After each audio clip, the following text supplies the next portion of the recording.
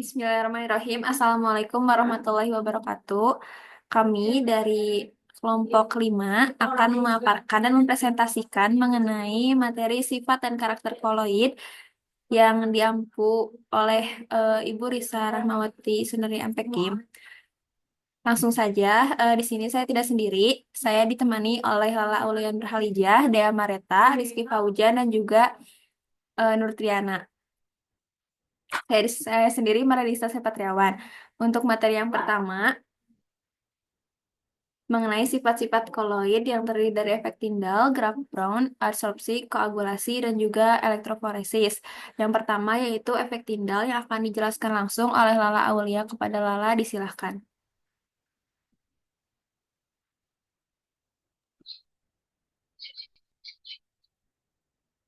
Terima kasih, moderator. Yang itu, yang pertama mengenai efek Tyndall. Sebelum membahas efek Tyndall itu sendiri, efek Tyndall ditemukan oleh John Tyndall, seorang fisikawan dari Irlandia, yang menemukan efek Tyndall melalui penelitiannya tentang radiasi termal dan penyerapan gas di atmosfer. Tyndall melakukan fenomena hamburan cahaya pada partikel koloid. Penemuan ini menjadi dasar pemahaman kita tentang efek rumah kaca dan warna lain. Sehingga efek Tyndall ini dinamai dari penemu nama penemu tersebut. Selanjutnya,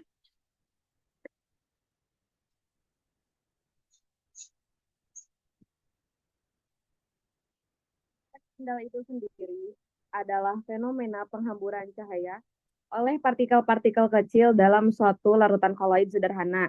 Ketika sinar matahari menembus debu di ruangan, kita melihat berkas cahaya karena partikel debu menghamburkan cahaya.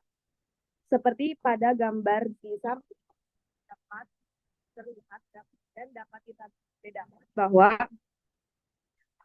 cahaya yang melewati larutan koloid akan terlihat, sedangkan eh, cahaya yang dihamburkan ke larutan biasa, dia cahayanya tidak terlihat. Dan efek Tyndall ini juga bisa membedakan larutan koloid dari larutan sejati. Pada koloid, partikelnya cukup besar untuk menghamburkan cahaya, sehingga kita dapat melihat berkas cahayanya. Selanjutnya,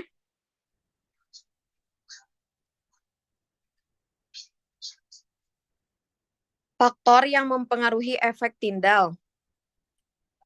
Efek Tyndall ini sangat dipengaruhi oleh ukuran partikel koloid. Semakin besar partikel, semakin jelas efek hamburan cahayanya. Faktor lainnya seperti konsentrasi dan sifat medium juga berperan sangat penting.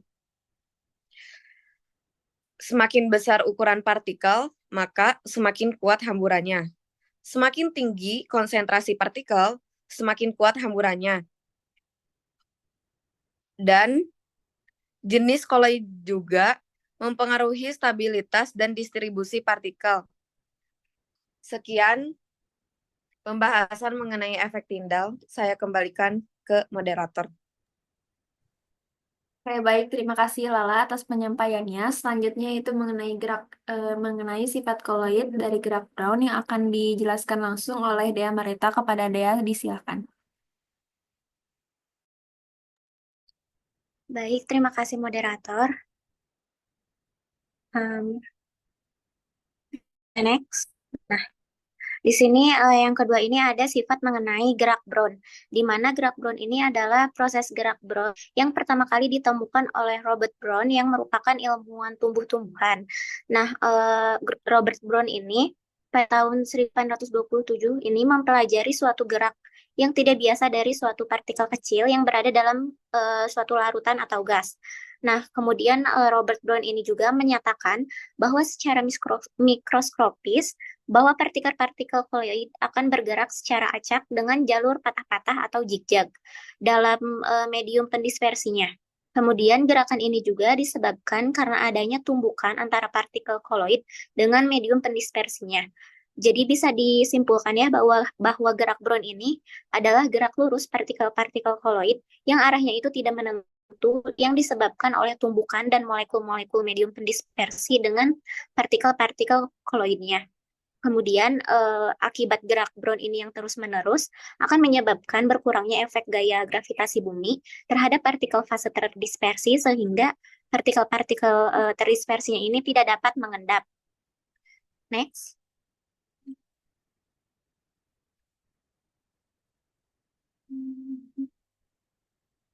Nah, untuk menyatakan suatu keterkaitannya dengan hubungan pada gerak Brown ini, maka fenomena ini menjadi dasar untuk menjelaskan proses difusi melalui persamaan Einstein.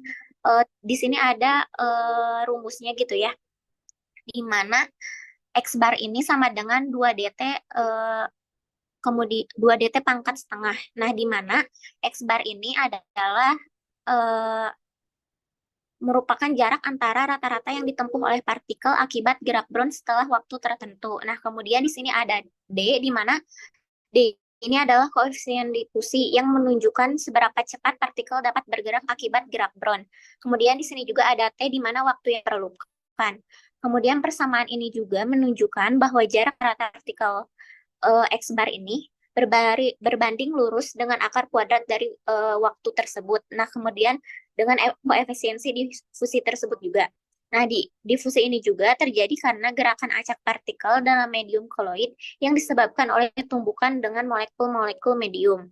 Kemudian juga di sini terdapat sedimentasi yang terjadi akibat gravitasi dan akan lebih cepat bila centrifuge ini adalah salah satu ultra ultrasentrifug yang dengan kecepatan tinggi gitu ya, yang dilengkapi dengan sistem optik yang dapat memberikan informasi kepada sistem koloid seperti protein, asam nukleik, dan virus yang dapat menentukan berat senyawa tersebut. Adapun persamaannya di mana M sama dengan RTS per D kali 1 kurang V rho gitu, V rho. Nah, di mana eh, M ini adalah berat molekul partikel, kemudian R ini adalah konstanta gas, kemudian T ini adalah suhu, dan S ini adalah koefisien sedimentasi, kemudian D ini adalah koefisien difusi, dan V ini adalah volume, dan rho ini adalah densitas medium.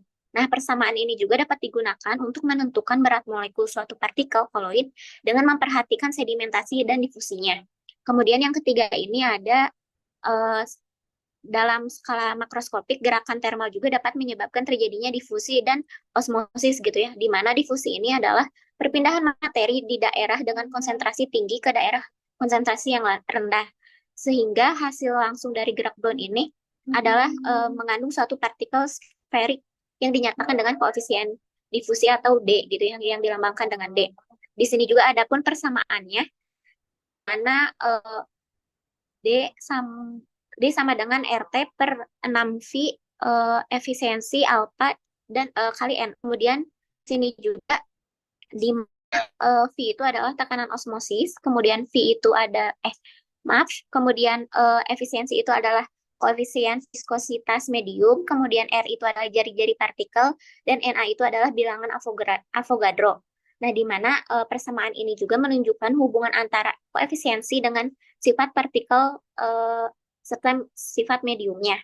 Kemudian ada osmosis, yang dimana osmosis ini adalah proses berpindahnya molekul-molekul pelarut dari pelarut murni ke larutan yang melalui membran semipermeable, sedangkan tekanan osmosisnya adalah tekanan yang mencegah terjadinya osmosis.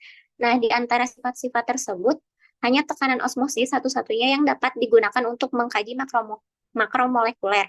Di sini ada pun persamaan Van Hoff yang digunakan, di mana V sama V V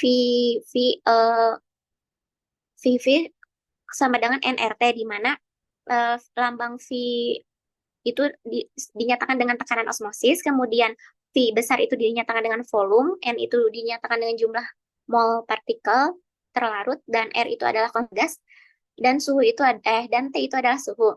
Kemudian tekanan osmosis ini juga bisa disebabkan karena adanya konsentrasi partikel terlarut dalam larutan.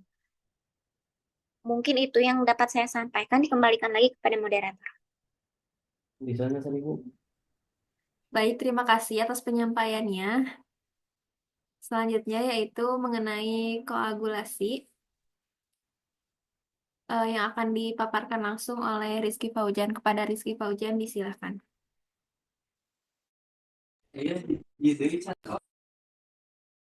Oke, baik. Terima kasih kepada moderator. Jadi poin selanjutnya yaitu koagulasi. Jadi koagulasi dalam konteks kimia larutan adalah proses di mana partikel-partikel koloid yang terdispersi dalam suatu larutan mengalami destabilisasi sehingga dapat mengendap. Nah, proses ini biasanya melibatkan penambahan zat kimia yang disebut koagulan. Nah, koagulan ini berfungsi untuk mengurangi gaya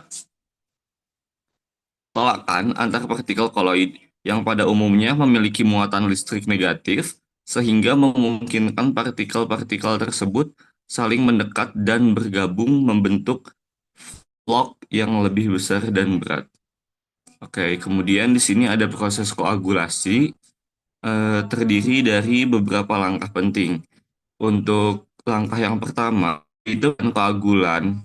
Nah, koagulan itu ditambahkan ke dalam larutan untuk menetralkan muatan permukaan. Untuk yang kedua, ada pengadukan cepat. Setelah penambahan koagulan, larutan diaduk dengan cepat untuk mendistribusikan koagulan secara merata dan memulai proses di. Yang ketiga, pembentukan vlog. Setelah adukan, partikel-partikel koloid mulai berbentuk mikrovlog yang lebih besar. Dan yang keempat yaitu flokulasi, di mana proses ini diikuti oleh padukan lambat untuk memperbesar ukuran vlog sehingga dapat mengendap dengan mudah. Boleh di next.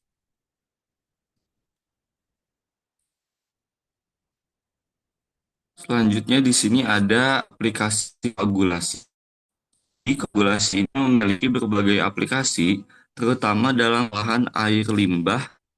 Nah, dalam pengolahan air, koagulasi ini digunakan untuk menghilangkan partikel tersuspensi dan keruhan, yang nantinya menjadikan air lebih bersih dan aman untuk digunakan. Dalam konteks limbah, koagulasi ini dapat membantu dalam pengendapan bahan pencemar yang sulit mengendap secara alami. Lalu di sini ada faktor-faktor yang mempengaruhi koagulasi. Di antaranya ada pH larutan, kadar garam, alkalinitas, kekeruhan air, suhu, dosis koagulan, kecepatan pengadukan, dan waktu densitas.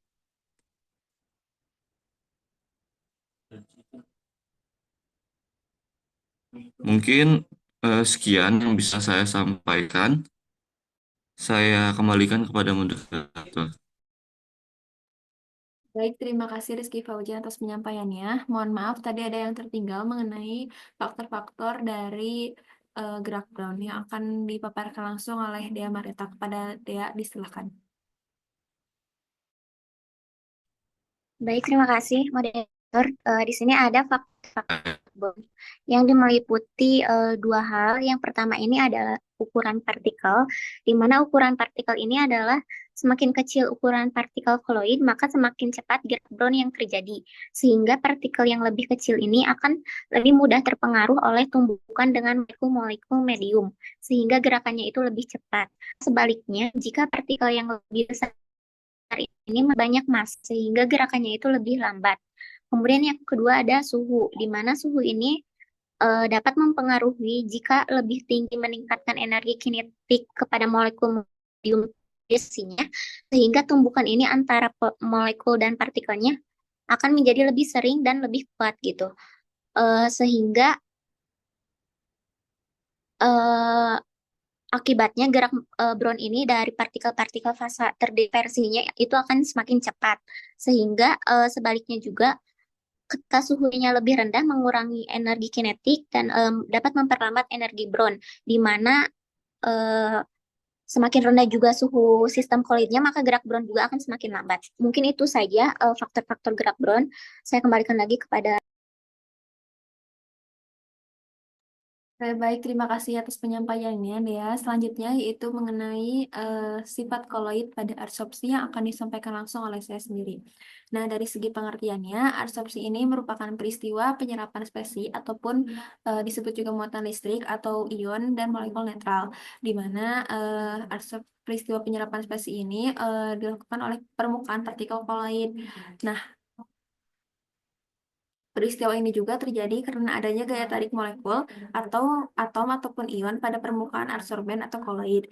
Nah, kemampuan menarik ataupun menyerap ini disebabkan juga karena adanya tegangan permukaan koloid yang cukup tinggi, sehingga jika ada partikel ataupun spesi yang menempel akan cenderung dipertahankan pada permukaannya.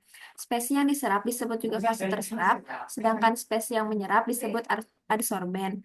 Nah, zat-zat terabsorpsi ini dapat terikat kuat membuat bentuk lapisan yang tebalnya tidak lebih dari satu ataupun dua lapisan partikel.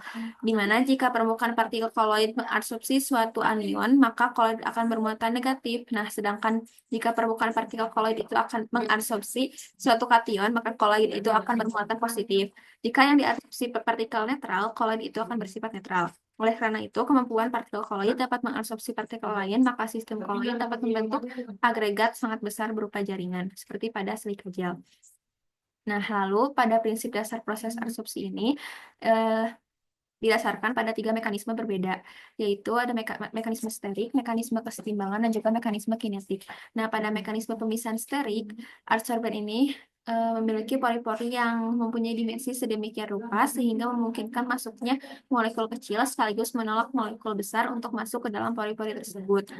Lalu, yang kedua itu mekanisme kesetimbangan, di mana didasarkan pada kemampuan adsorben untuk mengakomodasi adsorbat yang berbeda. Semakin kuat interaksi adsorban, semakin banyak juga adsorban yang dapat diserap oleh adsorben. Lalu yang ketiga yaitu mekanisme kinetika yang didasarkan pada tingkat difusi adsorbat yang berbeda ke dalam pori adsorben, sehingga dengan mengontrol waktu pemaparan, adsorban yang dapat berdifusi paling cepat dapat dihilangkan dengan mudah oleh adsorben.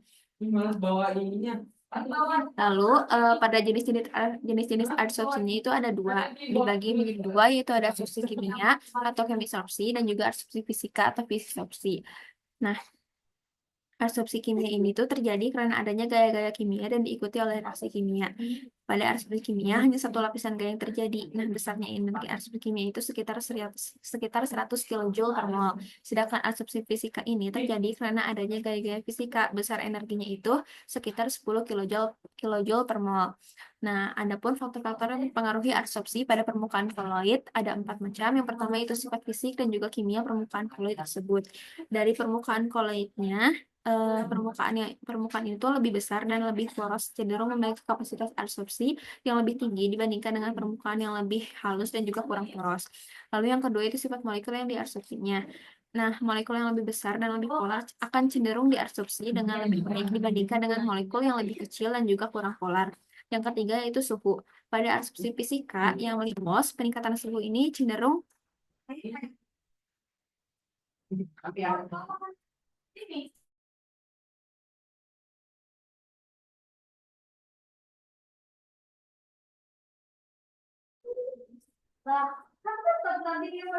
menurunkan jumlah zat yang terabsorpsi normal yang tinggi. Yang keempat yaitu tekanannya. Nah, dalam adsorpsi fisika ini peningkatan tekanan memperbesar konsentrasi molekul gas.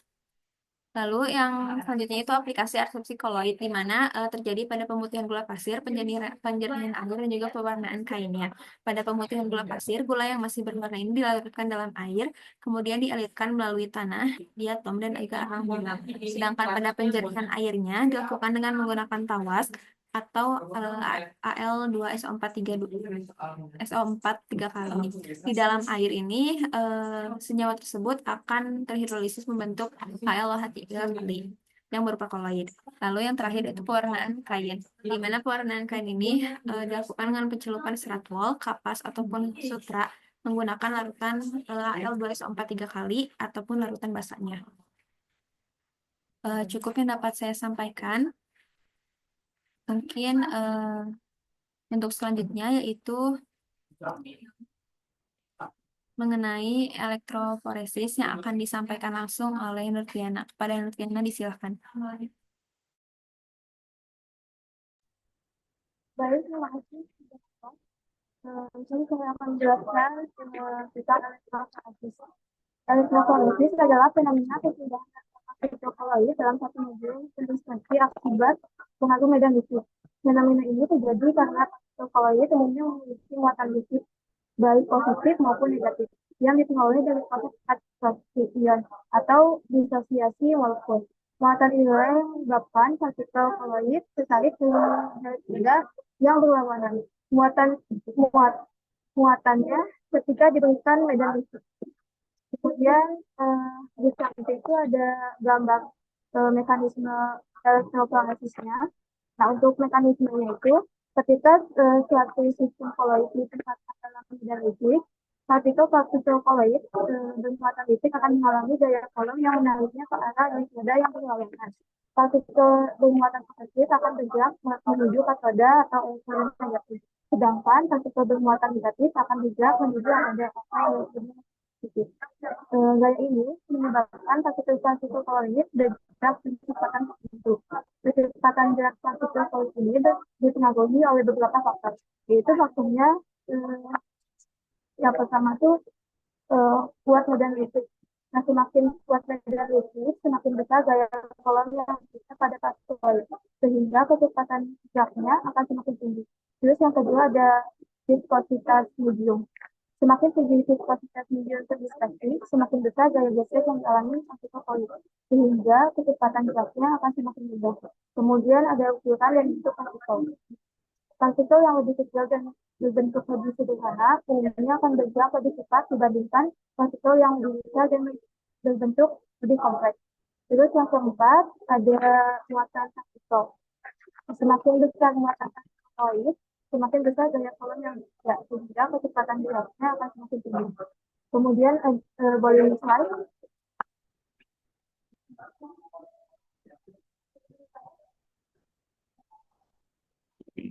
Kemudian ada aplikasi elektroforesis. Elektroforesis memiliki berbagai aplikasi dalam berbagai bidang, yaitu yang pertama ada bidang biologi dan kedokteran. Pada bidang ini yang pertama pemisahan protein. Elektroforesis gel poliklimida atau PAGE merupakan teknik standar untuk memisahkan protein berdasarkan ukuran dan muatan. Terus yang kedua ada elektroforesis gel Agros digunakan untuk memisahkan fragmen DNA berdasarkan ukurannya. Kemudian yang ketiga ada kapiler. Nah, teknik ini menawarkan resolusi yang sangat tinggi untuk pemisahan biologi seperti protein. Kemudian ada bidang analitik. Pada bidang analitik ini ada dua aplikasi elektroforesis yang digunakan. Itu yang pertama pemisahan ion. Pemisahan ion ini elektroforesis digunakan untuk memisahkan berbagai jenis ion termasuk logam berat dan juga anion. Dan yang kedua ada analisis koloid. Elektroforesis dapat digunakan untuk menentukan ukuran dan menentukan partikel koloidnya. Nah, kemudian ada dari bidang yang pertama penelitian koloid. Elektroforesis dapat digunakan untuk menentukan koloid dari kontaminan. Yang kedua ada pengecekan elektroforesis. Proses ini digunakan untuk melapisi logam bermuncak secara merata dan efisien. Kemudian ada jenis-jenis elektroforesis. Berdasarkan medium pendiskripsi dan jenis gel yang digunakan, elektroforesis dapat dibagi menjadi beberapa jenis. Yaitu yang pertama ada elektroforesis. Jadi elektroforesis ini merupakan elektroforesis kedua. Media yang digunakan adalah kertas penyerap. Meskipun sederhana, metode ini kurang sensitif dan memiliki kapasitas pemisahan yang terbatas. Kemudian yang kedua ada foresis gel. Pada metode ini, paling umum digunakan pada saat ini. Gel yang digunakan sebagai media biasanya terbuat dari glukosa atau Milida.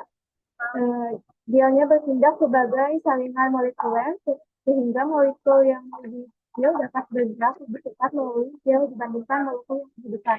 Kemudian yang ketiga ada elektrofloresis kapiler. Elektrofloresis ini menggunakan metode kapiler yang sangat tipis sebagai media pemisahan. Sampel dipisahkan pada salah satu sudut kapiler dan meneliti kecepatan. Molekulnya akan bermigrasi melalui kapiler menuju pada yang berlawanan. Nah, metode ini sangat sensitif dan memiliki resolusi yang tinggi. Kemudian yang keempat ada elektroforesis FGE yang digunakan untuk memisahkan molekul DNA yang sangat besar seperti kromosom utuh dan medan lipid diterapkan secara bergantian pada arah yang berbeda sehingga molekul DNA yang besar dapat berorientasi dengan bergerak melalui gel. Mungkin hanya itu yang dapat saya sampaikan dan kembalikan kepada moderator. Baik, terima kasih Nur Suryana atas pemaparannya.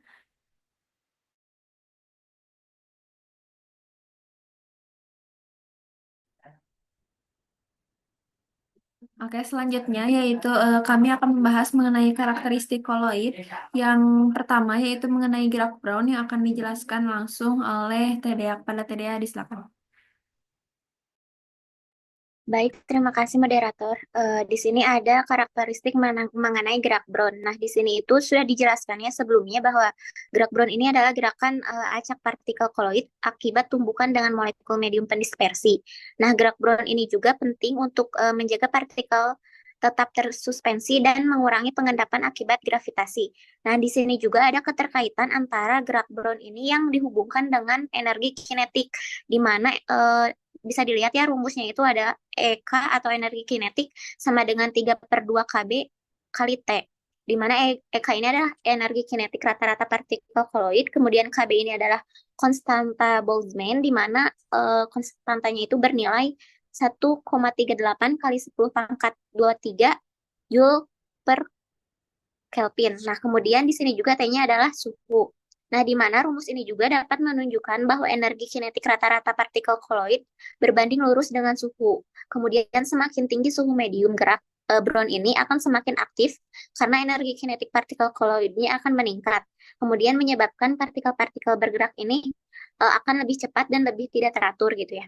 Kemudian gerak Brown ini juga dapat membantu mencegah sedimentasi partikel koloid akibat gravitasi. Kemudian selama energi kinetik ini akibat gerak Brown cukup tinggi, kemudian partikel koloid ini tetap tersebar merata di medium pendispersinya. Kemudian pada suhu rendah energi kinetik itu akan berkurang sehingga partikel lebih mudah untuk mengendap dan menggumpal. Kemudian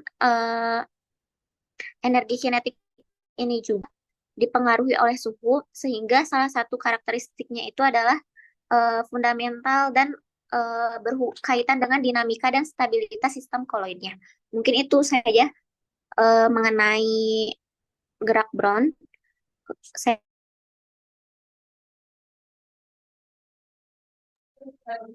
Oke, baik. Terima kasih, Dea. Selanjutnya, saya akan menjelaskan mengenai difusi. Karakteristik pada difusi. Nah, difusi ini merupakan proses perpindahan partikel koloid dari daerah konsentrasi tinggi ke konsentrasi rendah akibat adanya energi kinetik partikel. Dan difusi ini juga mengikuti hukum Fick dan dapat dihitung menggunakan persamaan Stokes-Einstein. Sehingga rumusnya itu didefinisikan dengan hukum Fick itu J sama dengan negatif D delta C per delta X, di mana delta C per delta X ini yaitu gradien konsentrasinya dan juga dari sini koefisien difusinya serta J itu adalah flux difusinya. Nah, sedangkan pada yang disampaikan dengan persamaan Stokes-Einstein ini D itu diibaratkan dengan eh, K diibaratkan dengan KB kali T per 6V NR, di mana T itu tuh suhu dan juga 6 V N itu viskositas medium pendispersi dan juga N yaitu radius partikel. Selanjutnya yaitu mengenai sedimentasi dan juga elektroforesis. Yang pertama yaitu mengenai sedimentasi akan dijelaskan oleh Rizky Paujan. Pada Rizky Paujan, silakan.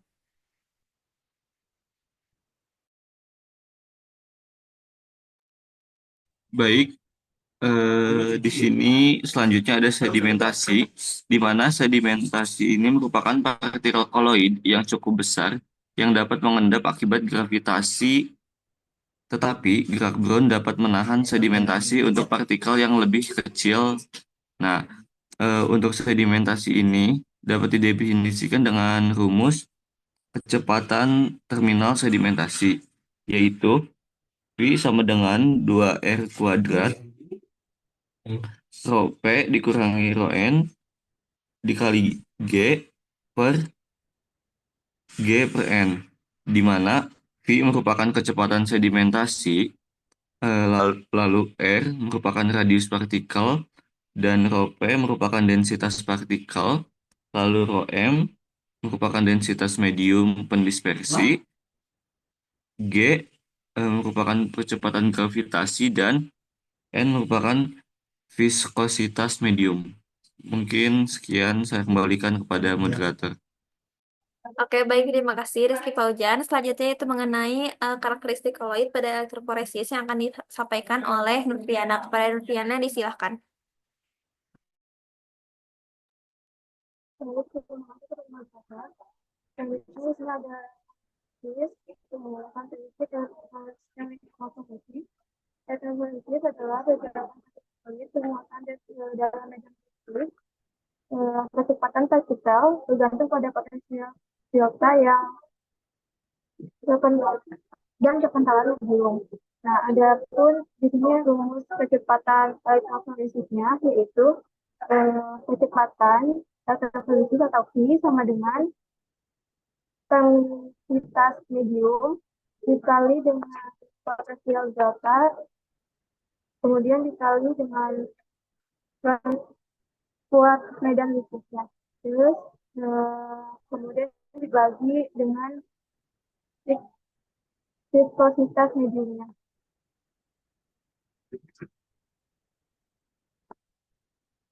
Mungkin hal itu dapat menyampaikan. Saya kembalikan kepada moderator.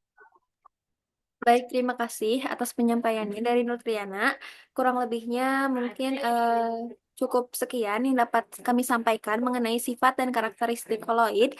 Kurang lebihnya mohon dimaafkan. Terima kasih atas perhatiannya. Dan bagi teman-teman yang ingin bertanya, boleh langsung bertanya di kolom chat dari link YouTube yang kami sampaikan. Kurang lebihnya mohon dimaafkan. Terima kasih. Wassalamualaikum warahmatullahi wabarakatuh.